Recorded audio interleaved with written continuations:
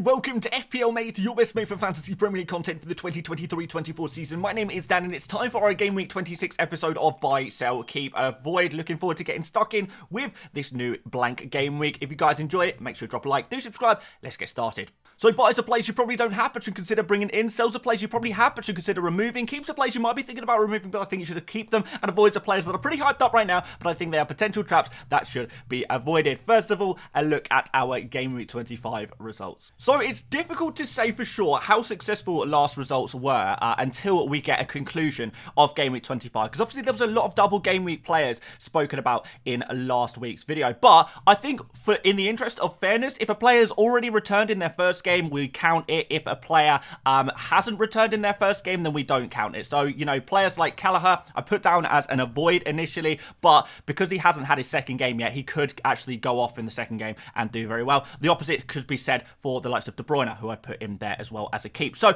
guys, we're not exactly sure how well those scores have done so far. But what I do have to say is I think the episode from last week and the results from last week are just a pure definition of why you should not make early transfers and why I always say in these videos, do not make early transfers, because the advice at that moment was players like, you know, Alisson looks great, Kelleher probably not going to play. Now, obviously, Alisson got an injury late in the week, then obviously Kelleher does play. So those players would naturally switch around. And actually, by the end of the week, I was advising literally the opposite from last week's buy, sell, keep, avoid video. And I bought Kelleher myself, despite him being in an avoid. So it shows how much things can change in football. Similar situation with Trent Alexander-Arnold. We learned very shortly after that buy, sell, keep, avoid video that his injury was actually going to rule him out from Game Week 25. So it is a harsh reality of making these videos earlier on in the weeks, but we got to put out that daily content. So yeah, with that all said, let's crack on with Game Week 26. And Game Week 25, I think, wasn't too bad.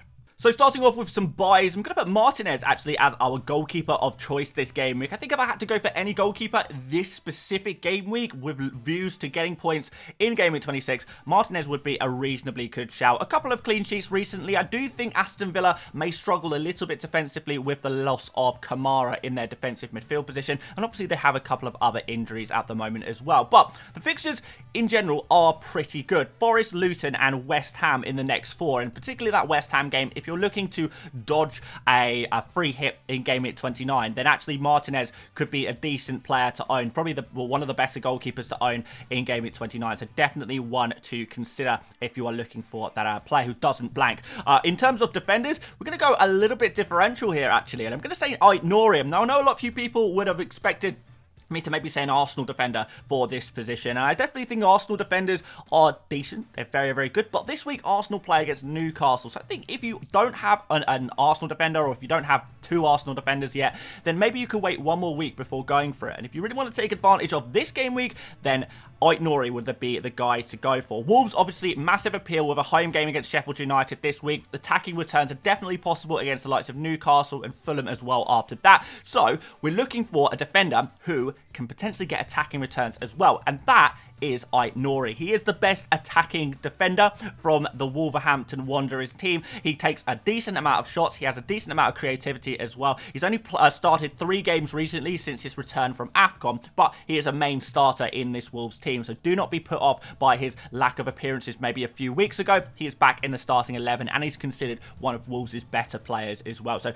definitely a really, really appealing defender to go for at 4.5 million. And I think this one could really, really pull off. Not just for clean sheets, but like I say, attacking returns, particularly against Newcastle. We are going to be targeting attacking returns from our Wolves players, so why not go in on them? Continuing the theme of Wolves players who are good in attack, Hee-Chan. Yes, a lot of people will maybe go for Neto here. I do prefer Hee-Chan personally, but they're both great picks for this run of fixtures. Obviously, Sheffield United at home is a brilliant fixture. They are losing by a lot of goals recently, so definitely there's going to be goals in there. Wolves are a different team recently where they are actually more capable of scoring goals and getting attacking returns throughout their squad. And Hee-Chan, for me, is the best one. He is basically a forward who is listed as a midfielder in FPL. He is on penalties for Wolves as well, which is really, really handy. And he seems to be one of the main attacking threats from Wolves. Now, obviously, he has also been away at the Asian Cup, returned last game week with 0.3 XG and 0.06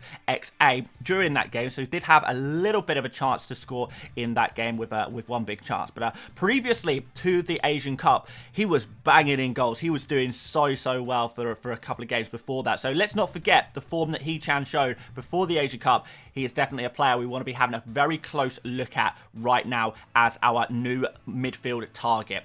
Looking very good. The one problem is that blank in game week 29, but maybe you can cover that with a free hit or a wild card shortly beforehand. We've got Ollie Watkins here as well as the forward buy. I don't see how we can go for anyone else other than Watkins. If you don't have him, then buy him. He is definitely the player to own during this run. I mean, look at this, guys. Forest, Luton, Spurs and West Ham, all teams out of form at the moment and conceding goals, and Watkins is obviously in very, very good form at the moment as well. 4 goals and 3 assists in his last 5 game weeks, which is quite phenomenal, really. His underlying numbers are maybe not great in the assist department, but he is getting a decent amount of XG here, taking plenty of shots, plenty of big chances as well, 7 big chances, which is absolutely huge. And going through this run of fixtures, I think he's going to score more goals as well. He's definitely a form forward at the moment and is probably the priority forward to own. Yes, above the likes of Haaland, above the likes of Tony or Højlund.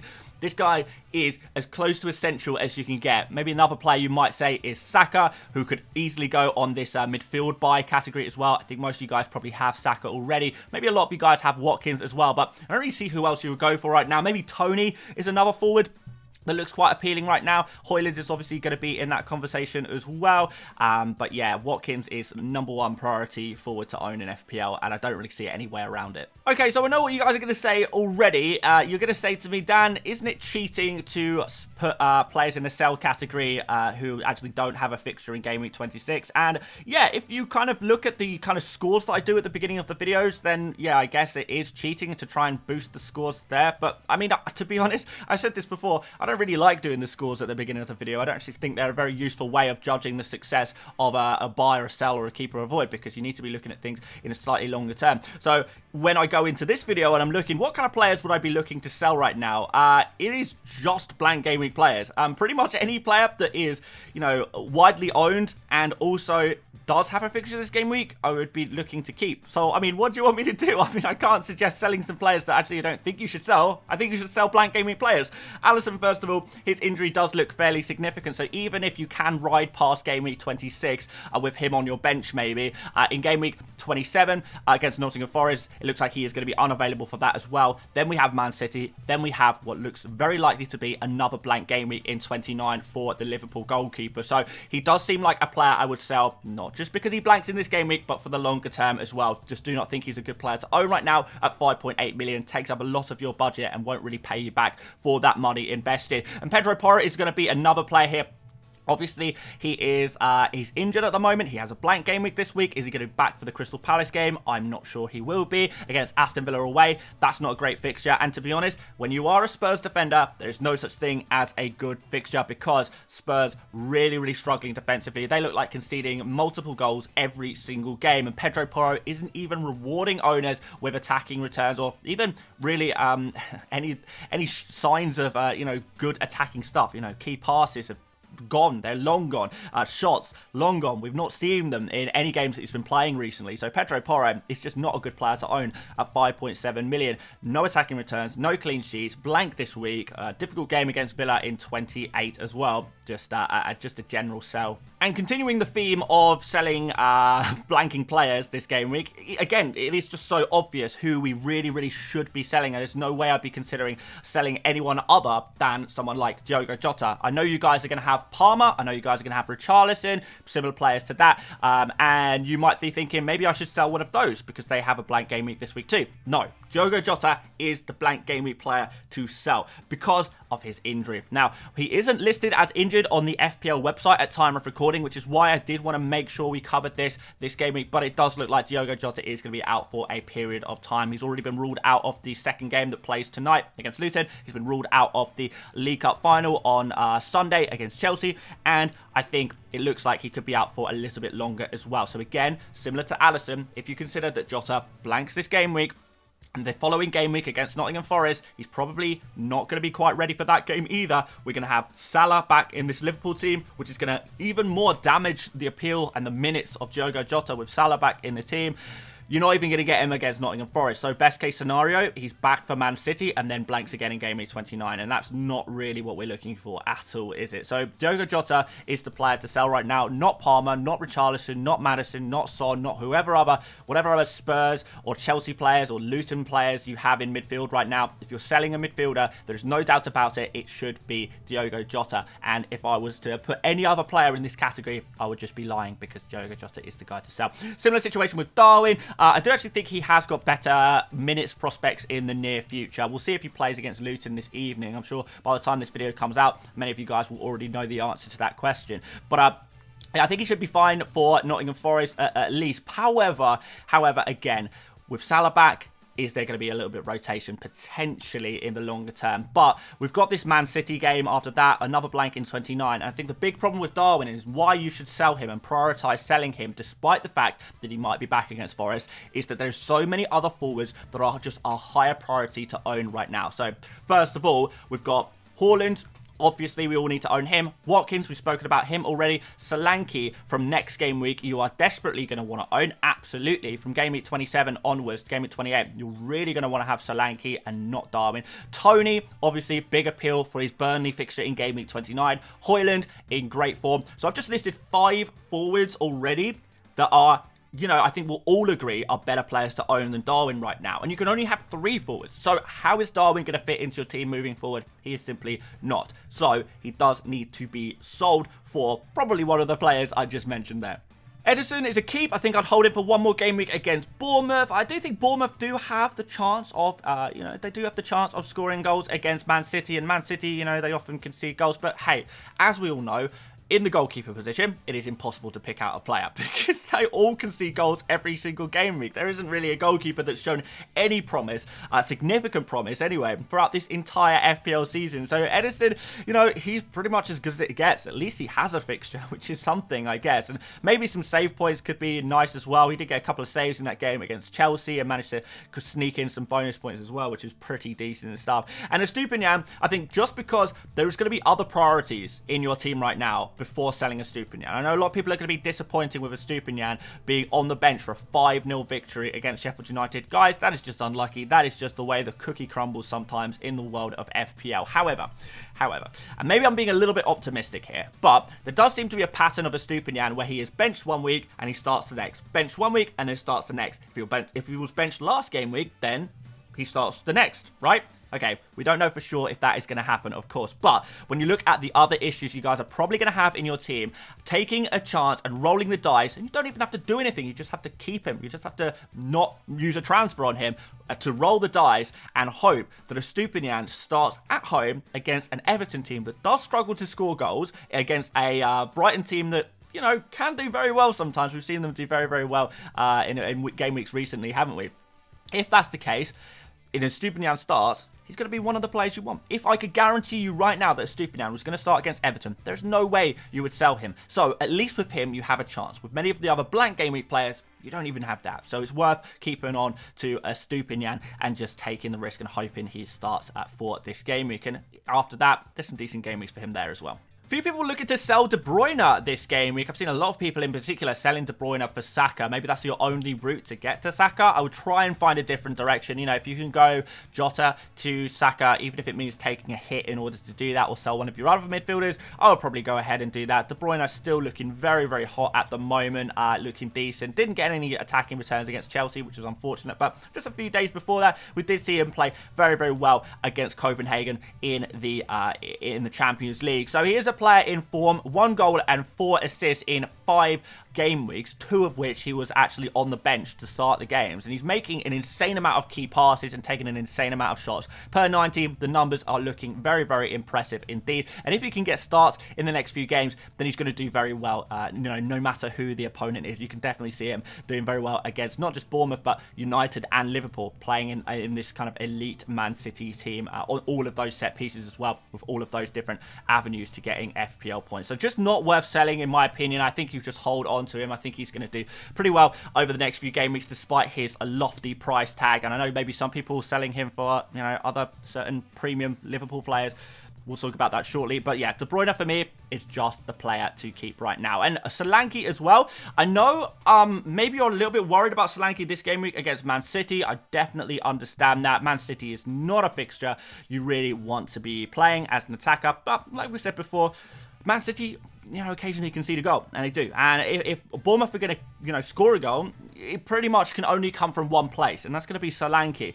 After this game week, however, Solanke is going to be basically the most crucial player in the game. In game week 28, for example, when he plays a double game week at home against Sheffield United and then at home against Luton Town, this is an insanely good double game week. You pretty much can't get better than this as a double game week, so there's no way you would want to not own Solanke for game week 28. Everyone's going to be buying him, everyone's going to be captaining him, and if you sell him now, it's going to cost you 2 transfers. Selling Solanke costs you 2 transfers. Once to remove him and once to bring him back in. Because you are going to bring him back in. Everyone's going to bring him back in. So if you have him, just hold on to him. Maybe you don't get anything this game week, but it'll be worth it because you've saved yourself 2 transfers just by keeping Solanke. Use that transfer elsewhere and hold on to your boy. He is going to do very well. I mean, look at these numbers, man. Very, very impressive stuff.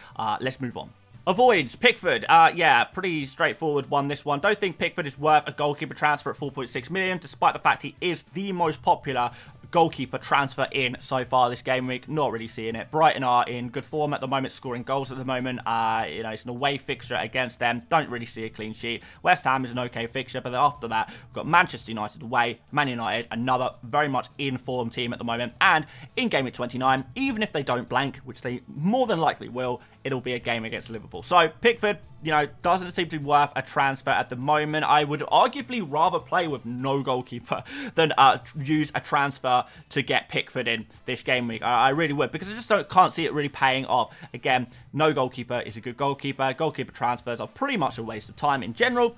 But yeah, Pickford, just don't really see what the big appeal is there. Like, what is the big, what can you gain really from making this transfer? It seems a little bit maybe short-sighted in a way. Avoid Trippier as well. Do not like this pick at all. And I say that as someone who has owned Trippier for the last 10, 15 game weeks. I've owned him forever, and I wish I hadn't. But yeah, Arsenal away is definitely not a fixture you want to be bringing in a Newcastle defender for, and arguably there's no such thing as a good game week for a Newcastle defender because they are conceding so many goals, so many chances every single game week. Trippier is just not a good pick at 6.9 million. He's barely even getting decent attacking numbers either.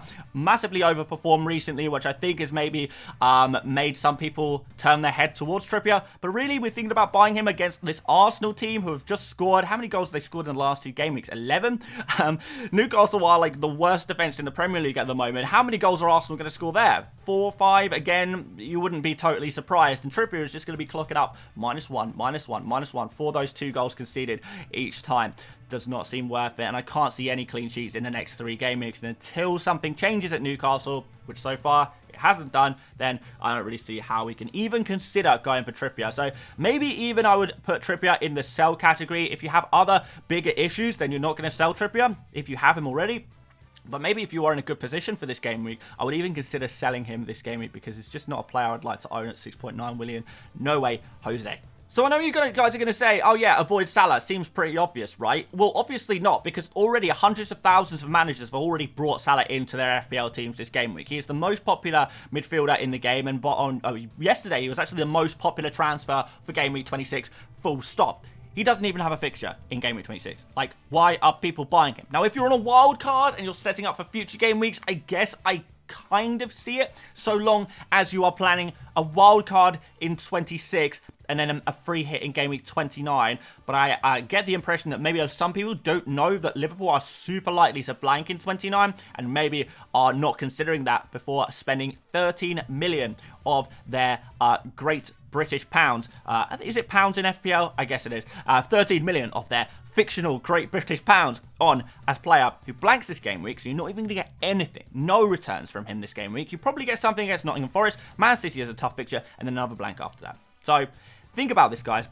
Why would you buy him now? Like, the only way I can see a reason to buy Salah this game week is to maybe try and increase team value, but are enough people going to be buying Salah this week that Salah will actually be going up in value? Well, so far, maybe, but honestly, I don't see it as being worth it. The aim of FPL is not to build team value, it's to build FPL points. So there's no reason for me to go for Salah this game week. If you are desperate to get him, just wait one more game week. You're going to have other issues in your team you need to resolve. Spend your very, very valuable transfers on those this game week, and then maybe next game week, let's talk about Salah then, because right now, there's no point in making this transfer. And I'm going to put Julian Alvarez in the avoid category for forwards. To be honest, all of the popular forwards, I can see the appeal of until I went down the list of most popular transfers in among forwards.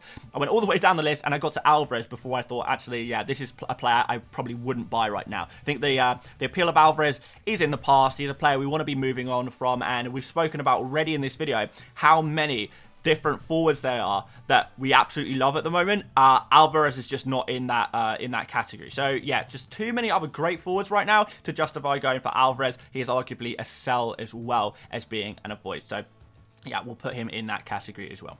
In summary, guys, I'm not going to lie to you, I don't hate early transfers as much this game week as I perhaps previously did, because we already have the information about the likes of Jota being injured, the fact that we probably don't want Darwin because of his blank game week. A lot of these blank game week players, you know, are perhaps pretty easy sells, and there's not really too many midweek games outside of the double game week teams, Liverpool and Luton, who blank anyway. You're not going to be bringing in their players, and Man City against Brentford tomorrow as well. Maybe you want to hold off before making any Manchester City or Brentford related transfers, but aside from that, I actually don't hate early transfers as much this game week as I have done previously. So I'm not saying go ahead. I would always like to wait for more information if possible, because you never know when a little gem is going to emerge or, you know, disemerge, if that's a word. But guys, yeah, these are the tips for this game week. I know it's going to be a case of selling blank game week players, buying players who play games, and maybe a lot to do with what your chip strategy is going forward as well. If you enjoyed this video, make sure you do drop a like, do subscribe if you are new around here as well. We are chasing that 200,000 subscriber milestone still. And of course, if you want to check out another video, we did do a tier list video yesterday where we went over a lot of different forwards there as well. So if you already got Watkins, for example, you want to check out some of the other forwards that I kind of rate or don't rate, we talked about a lot of them in yesterday's video. So check that out. But aside from that, thanks so much for watching once again, and I will see you later, mates. Bye-bye.